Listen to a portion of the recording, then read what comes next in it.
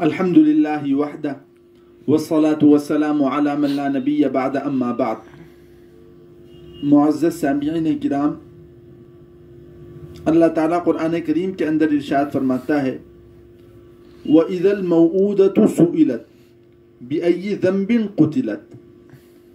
जब जिंदा दफन की हुई लड़की से पूछा जाएगा किस गुनाह की वजह से तुझे कत्ल कर दिया गया।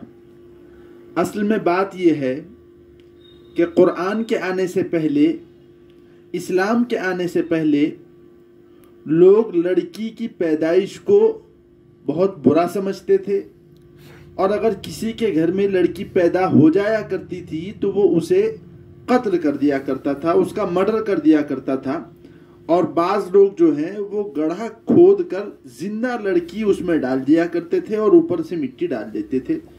नतीजा ये होता था कि वो लड़की मर जाया करती थी। इस्लाम आया और इस्लाम ने आकर दुनिया की इस गलत तरीक़े को, दुनिया की इस गलत रस्म को ख़त्म किया और कहा कि जो लोग अपनी बच्ची को कत्ल कर देते हैं, उसका मर्डर कर देते हैं या उसे ज़िंदा दफन कर देते हैं, अल्लाह ताला क़यामत के दिन उस बच्ची को उठाएगा और बच्ची को उठाकर बच्ची से पूछेगा कि बताओ तुम्हें किस गुनाह की वजह से कत्ल किया गया था। बच्ची कहेगी मेरा कोई गुनाह नहीं था, मेरा कोई जुर्म नहीं था, मैंने कोई ख़ता नहीं की थी, मेरी ख़ता ये थी कि मैं सिर्फ लड़की थी। अल्लाह ताला ये बताएगा कि किस तरीक़े से, ये पूछेगा कि किस तरीक़े से तुम्हें कत्ल किया गया था, तो वो बच्ची पूरी दास्तान सुनाएगी कि मुझे किस तरीक़े से कत्ल किया गया था। फिर उसके बाद अल्लाह ताला उसके जो माँ और बाप थे जिन्होंने मिलकर बच्ची को कत्ल किया था, या जिन रिश्तेदारों ने मिलकर बच्ची को कत्ल किया था, उन रिश्तेदारों को सख्त तरीन अल्लाह तबारक व तआला सजा देगा। ये अल्लाह ताला, ये कुरान करीम में अल्लाह ताला ने मजमून बयान किया, और इस मजमून को बयान करके इस्लाम ने दुनिया से इस गलत रस्म का खात्मा किया कि लड़कियों को कत्ल नहीं किया जाएगा। और ये जो सिलसिला था, एक सिलसिला ख़त्म हो गया।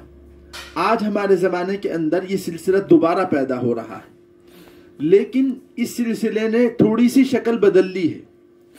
और शक्ल ये बदली है कि जब कोई औरत हामिला होती है, प्रेग्नेंट होती है, तो तकरीबन 4 महीने के बाद वो औरत या उसका शोहर औरत को लेके जाकर डॉक्टर के पास पहुंचते हैं और डॉक्टर से अल्ट्रासाउंड कराकर मालूम करते हैं कि पेट में बच्चा है या बच्ची है।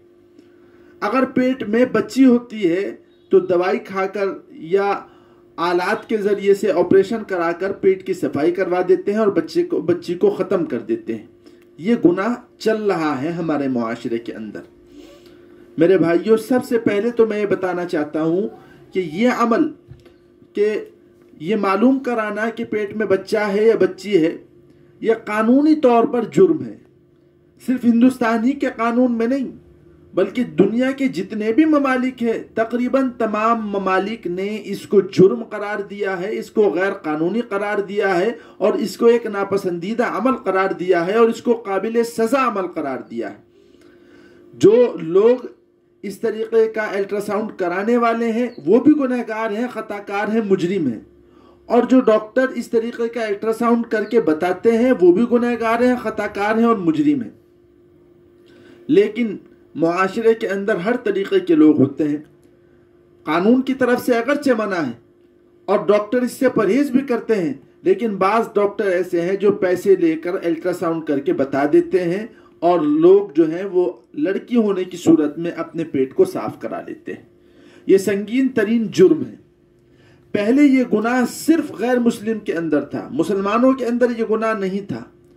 लेकिन अब मुसलमानों में भी मादियात बढ़ते जा रहे हैं, माल की मोहब्बत बढ़ती जा रही है, इस्लाम से दूरी होती जा रही है, इस्लाम के अहकाम से दूरी होती जा रही है, और इस्लाम के जो तसव्वुरात हैं वो तसव्वुरात मुसलमानों के जहनों से दूर होते जा रहे हैं। नतीजा ये कि मुसलमानों में ऐसी ऐसी खराबियां जन्म ले रही हैं। अब मुसलमानों में भी एक तबका ऐसा है जो अल्ट्रासाउंड कराकर ये मालूम करता है कि लड़की है या लड़का है, और अगर लड़की होती है तो उसको ख़त्म करा देते हैं। मेरे भाइयों, मैं वाज़ेह करना चाहता हूँ कि जिस तरीके से कानूनी तौर पर ये एक जुर्म है, جس طریقے سے اخلاقی طور پر یہ ایک سنگین ترین جرم ہے، اسی طریقے سے شرعی نقطۂ نظر سے، اسلامی نقطۂ نظر سے بھی یہ ایک سنگین ترین جرم ہے۔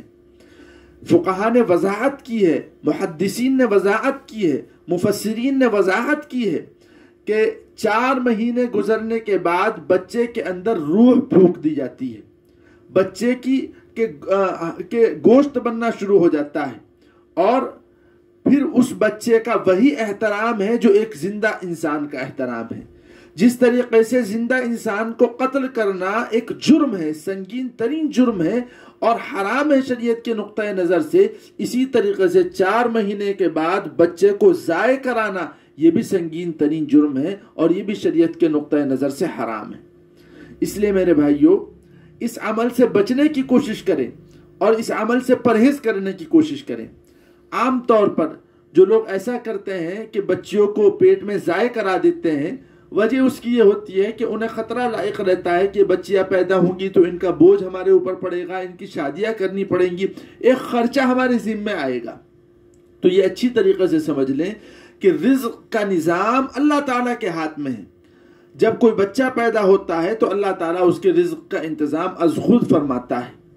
اللہ تعالیٰ ایسا کبھی نہیں ہوتا کہ اللہ تعالیٰ بچوں کی وجہ سے کسی کو غریب کر دے، اور ایسا کبھی نہیں ہوتا کہ بچے نہ ہونے کی وجہ سے کسی کو مالدار کر دے۔ ہر بچہ اپنا رزق خود لے کر آتا ہے، چاہے وہ لڑکا ہو چاہے وہ لڑکی ہو۔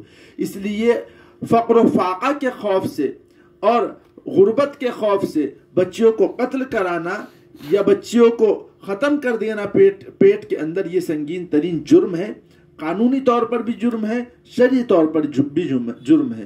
اللہ تعالی ہم تمام لوگوں کو ان باتوں پر عمل کرنے کی توفیق مرحمت فرمائے۔ وآخر دعوانا الحمدللہ رب العالمین۔